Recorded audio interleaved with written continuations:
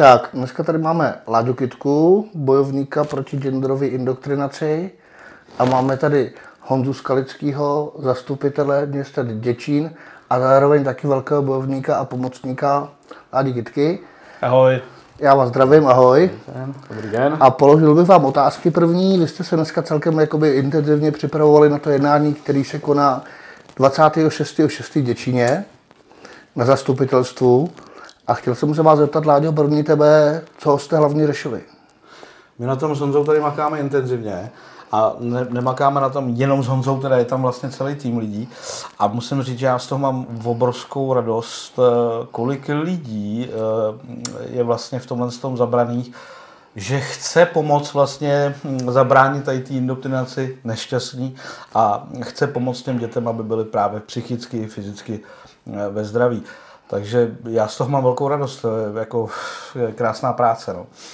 Možná, kdyby Honzo ještě jednou přiblížil našim divákům, o co konkrétně jde? Já jsem v první řadě velice rád, že tady s Láďou Kytkou na tomto tématu pracujeme spolu, protože u nás v Děčíně se rozšířil takový nešvar, který má několik podob. Je to například to, že ředitelé škol můžou rozhodnout, jakou čítanku budou děti používat, no ale v některých školách prostě byly vybrány čítanky, které z hlediska výchovného procesu podle našeho názoru, ale hlavně podle názoru rodičů, nejsou úplně nejvhodnější. No a protože 26., jak bylo řečeno, tohoto měsíce máme v Děčíně ve 12 hodin zastupitelstvo, tak já jako zastupitel tam předkládám bod, který se zastupitelům zaprvé podaří vysvětlit to, proč ho předkládáme, to znamená, co je škodlivé na té indoktrinaci, a potom umožní zastupitelům hlasovat o tom, jestli takovéto věci chtějí nebo nechtějí ve školách ve městě Děčíně. Takhle jednoduché to je. Jestliže rodiče, a to já vnímám jako to nejdůležitější, vlastně oslovili Láďu Kytku, zastupujte nás, protože my opravdu už nevíme kudy kam, my se bavíme s řediteli školy nebo s ředitelem školy a on nereaguje, on vlastně nerespektuje ten náš názor, že nechceme, aby se podle takovéto čítanky ve škole učilo, no tak těm rodičům nezbylo nic jiného, než šli na zastupitelstvo a tam zastupitelům přednesli svůj požadavek. Zastupoval je na minulém zastupitelstvu Láďa Kytka, no a právě proto jsme se dohodli, že na tom zastupitelstvu 26.6.25 já předložím jako zastupitel tento bod k rozhodnutí celému zastupitelstvu města, statutárního města Děčína. Je to podle mě čistá varianta a je to varianta, která ukáže, na které straně zastupitelstvo, čili ten nejvyšší orgán zřizovatele konkrétní školy, tak na které straně stojí, jestli stojí na straně zdraví, normality dítěte, zdravého rozvoje společnosti, anebo na té druhé. A já se moc těším na to, jak budou zastupitelé hlasovat.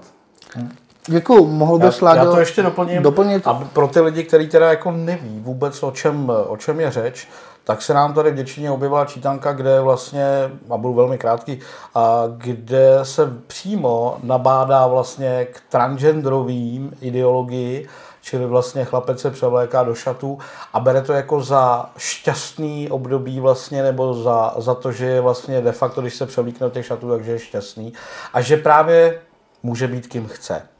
A my jsme dali tyhle věci dokupy. Já strašně děkuji i Honzovi, že se toho jako zastupitel tam ujmul, protože samozřejmě to je zapotřebí mít v každém městě zastupitele, jako je třeba Honza, který se toho ujmou a budou tlačit tohle, že tohle nechceme. Nechceme mít děti, které budou narušovaný touhle ideologií, které akorát je povedou k nějakému psychickým problémům nebo dokonce hormonální léčbě a tudíž i k nějakému fyzickému poškození.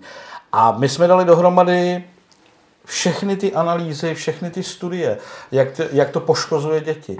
Dali jsme dohromady i docela známé osobnosti, které se k tomu vyjádřili, a dali jsme dohromady i ten právní rámec, protože zatím tady jsou zákony, které jsou v náš prospěch rodičů, kteří chtějí mít vlastně zdravé a šťastné děti.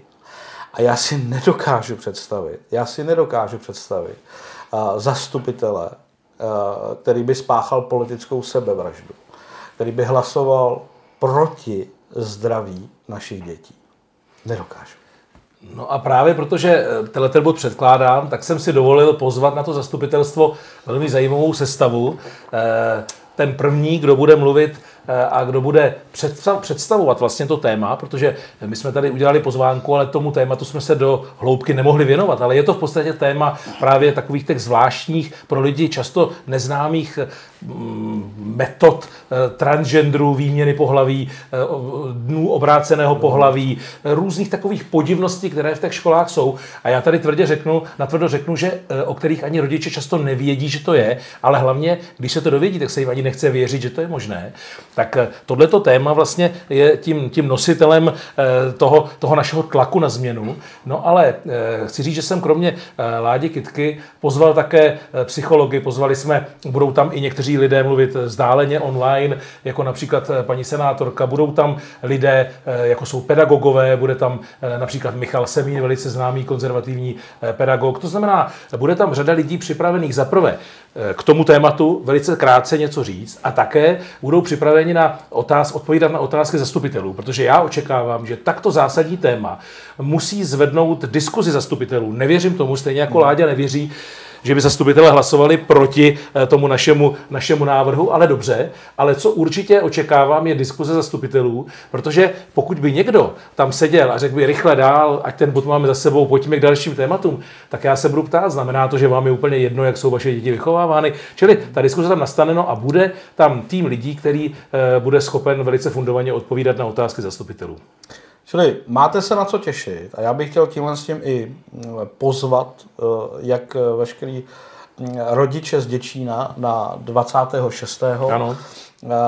Na zastupitelstvo v Děčíně. Je to na Mírovém náměstí v té hlavní budově magistrátu, kde sedí i primátor a vedení města. Je to budova A6 ve 2. patře, tam, kde standardně v tom sálu zastupitelstva probíhají. A pozor, již to není od 14 hodin, jako to bylo dříve, ale nově máme zastupitelstva vždycky ve čtvrtky a to od 12 hodin. Tak a ještě můžete teda podepsat určitě petice, které tam jsou proti zákazu genderové indoktrinace na školách, takže tady tím můžete podpořit. Ale i nejenom děčínský, můžete vlastně přijet opravdu podpořit děčínský občany z celé České republiky. A tímto vás vlastně k tomu nabádám, protože toto, jak asi chápete, je přelomová záležitost. A já to tak vnímám, že pokud se teďka postavíme za ty děti, což je zapotřebí, ty děti se sami neochrání, tak 26. můžeme prokázat tu iniciativu jako rodiče, minimálně jako rodiče, a postavit se za naše děti. No já bych na závěr chtěl poděkovat Láďovi Kytkovi.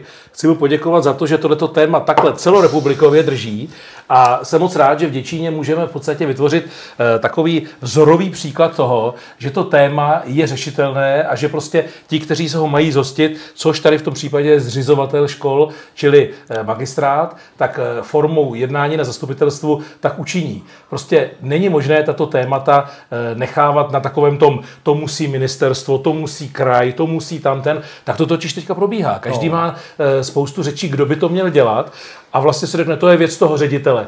No a co mají dělat potom ty rodiče? Ty rodiče přece tady nejsou od toho, aby hledali 10 let cestu, jak tomu zabránit. Oni prostě mají právo na to zastupitelstvo přijít a proto se moc těším nejenom na ty odborníky, kteří tam budou, ale těším se na rodiče a na ty, kterých se to nejvíc týká, to znamená v podstatě rodinné příslušníky dětí, o kterých tady celou dobu mluvíme.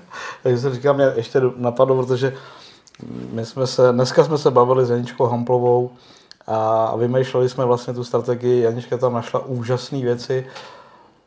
Já nechci prozrazovat, nebudu. Máte se na co těšit, jo? Protože opravdu tam jsou špičky v oboru a máte se na co těšit. Těšíme se na vás.